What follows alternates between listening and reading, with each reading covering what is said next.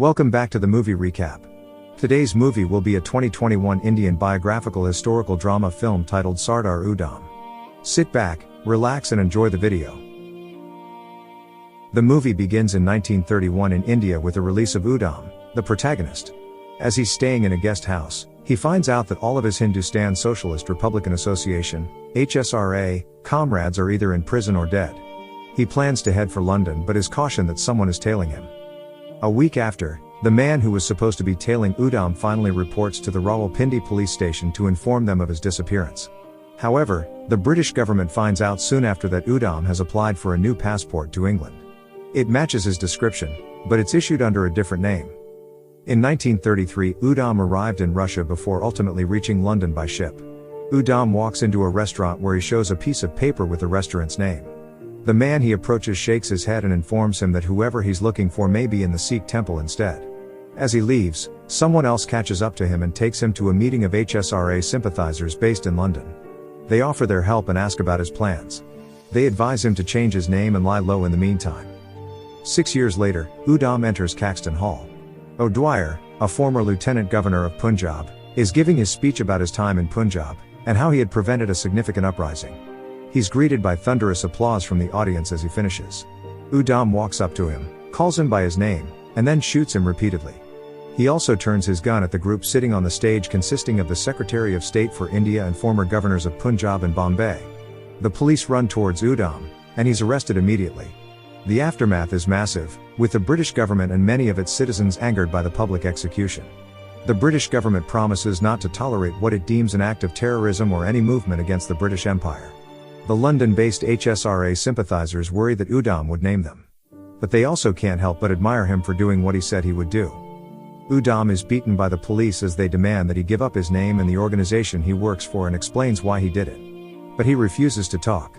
So they raid his home, coming across multiple passports, notes, and newspaper clippings. They quickly connected the dot that he was the man they'd been waiting for, realizing that Udham had taken his time. Naturally, this breeds distrust against Indian men, and the police bring in dozens, believing they have some kind of connection with Udham. The police discover that Udham is an orphan and that his parents died when he was young. He grew up in an orphanage with his brother.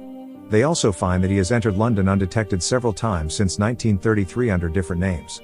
He took many odd jobs, most noticeably as a local stationery peddler. He was under the British police's watch 9 years after he left prison, but since he had been quiet, they had forgotten about him. During his interrogation, one of the policemen revealed that he didn't get all his targets, saying that he only fired 4 shots. He realizes that it means the Secretary of State for India, the last man he fired at, is still alive. They find a link between Udham and Eileen, an active British member of the Communist Party. They believe he successfully established links with other extremists through her. She's taken in, and she reveals that she knew him but knew next to nothing about him, especially not his plan. In a flashback, it's shown that Udham wanted help finding guns, which Eileen opposes, denying his assumption of her connection with the Irish Republican Army, IRA. He tries to get her sympathy by explaining that there's no freedom or liberty. Eileen argues that if he wanted freedom for India, he should be there instead of in London. He insists that what he's doing is the right way. Uncomfortable with the turn of their conversation, Eileen leaves. He still finds someone in the IRA and requests for arms to be shipped to Indian rebels. However, the shipment was discovered. It's believed there was a leak internally, and the surveillance against the IRA increased because of it. Finally, someone advises him to hide out in Russia. As he leaves for Russia, we discover that Eileen helped him with the IRA. The police switch their attention to his stay in Russia, where they believe he tried to look for another arms dealer, which was precisely what he did. He met with the Politburo to appeal for assistance against the imperialist British. They promise to do what they can but admit that they're readying for a different war, which is why it's not the best time. In another flashback, this time back in London, Udham approaches a man who gives him O'Dwyer's location and routine. Wanting to confirm the tip, he heads for the Kensington Gardens and tails the man. That evening, he finds O'Dwyer giving a passionate speech, justifying the decision to open fire at a peaceful gathering of over 20,000 people in Amritsar.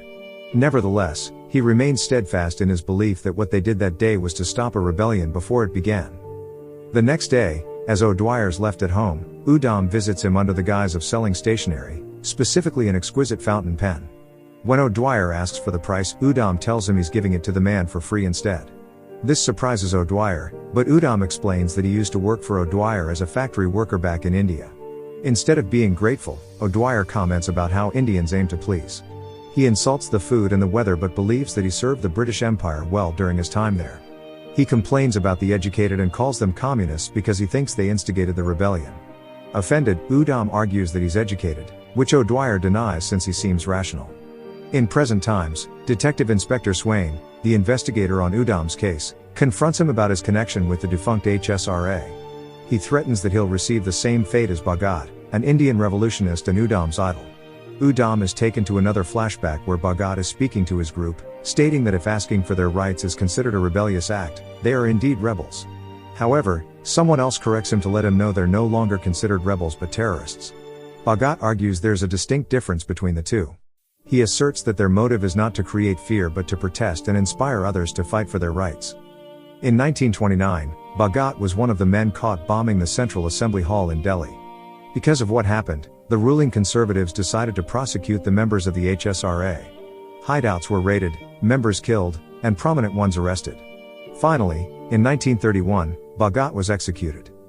Pressured by the higher-ups, Detective Inspector Swain appeals to Udham to admit his real name. He straightens his arm out and shows his real name tattooed on his left arm, Ram Muhammad Udham Azad. Realizing the religious implication of Udham's real name, someone suggests they control the press. However, Detective Inspector Swain reveals that many will still see his actions as an act of revolution. To prevent further constraint in India and London, the British government decides to forego any information about Udham's HSRA connection and paint him as a violent terrorist with no aim or purpose. The British police, led by Detective Inspector Swain, try to look for shreds of evidence to put Udham's name in a bad light so they can continue their claim that he's a criminal. Udham finally meets his lawyer, Hutchison. He greets Udham in India and informs the man that he was born in Kanpur. Udham mocks his law degree and points out that when a country punishes a person, the law is quoted, but if a government commits a crime against another, would it still be considered a crime under the law? Hutchison calls for Udham's cooperation if he wants the man to defend him. Hutchison asks Udham when he planned the assassination, and he remembers the time he approached O'Dwyer for a job. The man takes him on as a servant. One evening, O'Dwyer asks Udham where he was on the day of the Amritsar massacre and then remembers that Udham mentioned he was working in the factory on the railway. As Udham leaves, O'Dwyer announces that he believes those killed deserve it, accusing them of instigating a rebellion. The older man asks Udham if he is willing to kill a few for the safety of the majority, to which the younger man agrees.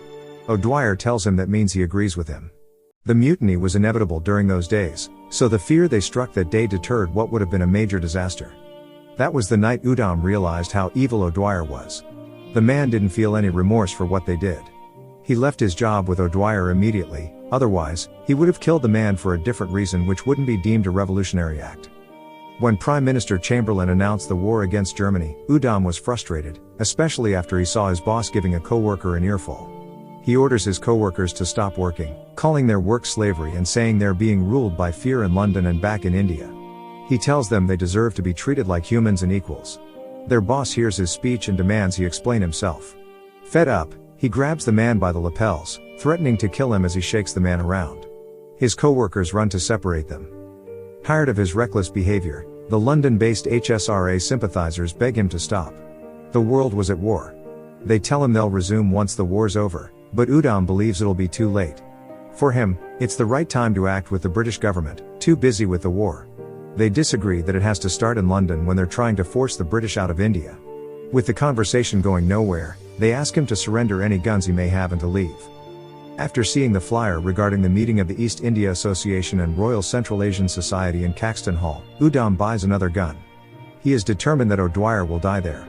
Back to the present, he tells Hutchison that he waited for 21 years to do what he did and asks if the murder will be considered a protest or a protest considered murder by British law.